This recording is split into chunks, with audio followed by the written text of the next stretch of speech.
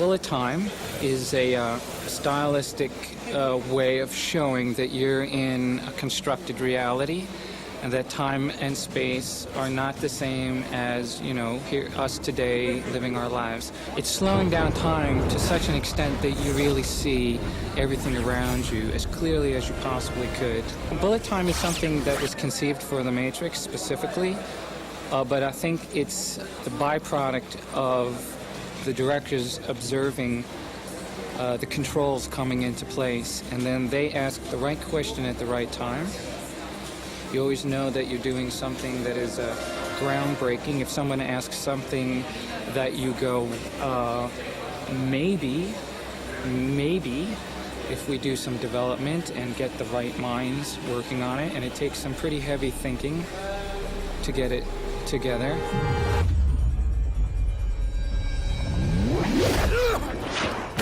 Everything begins with a simulation. All the computer simulation information is the basis of a timing sequence. Each camera has a specific moment in time to fire a frame of film. All that is taking into account the net effect, the total effect of the move. That is a camera coming up to speed, moving at a speed, and coming off a speed.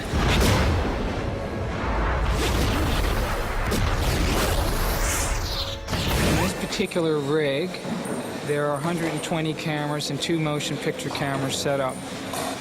The rig that we've made can be configured into any shape that you want. The shapes are basically what we compose in our simulations. It can do S-curves, it can do arcs, it can do spirals, it can do anything you want. It's an erector set. The heights of the cameras, where they're pointing at, also from the same simulation.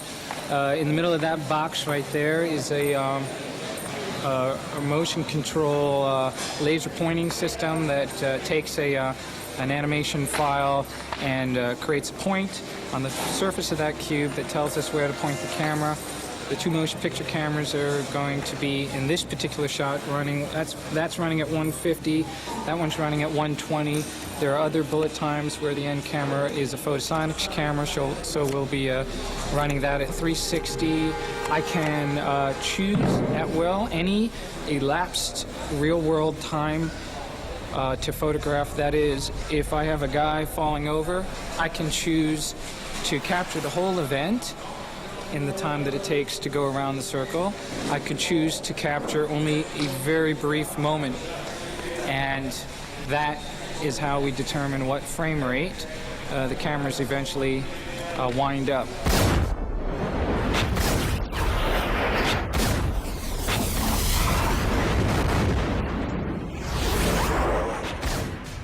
I could shoot the same exact stunt several times over, creating a simulation of 100 frames per second, 500 frames a second, 2,000 frames a second, all with the same camera moving at the same speed and time. I could go forwards in motion with the camera and forwards in time with the event, but then I could also choose to stop the camera abruptly, start moving backwards against itself while the action continues to move forward.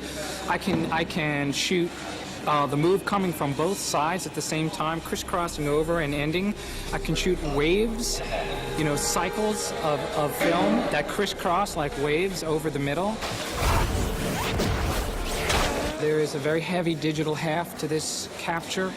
Not every frame that a camera captures is the only frames that will be seen. There's a lot of a process we call interpolation, which is the creation of frames digitally that are the byproduct of real frames. That is, we analyze what real frames we have, and we can create new frames of moments in between the captured frames to make moves longer and or stretch them out or do time compression effects.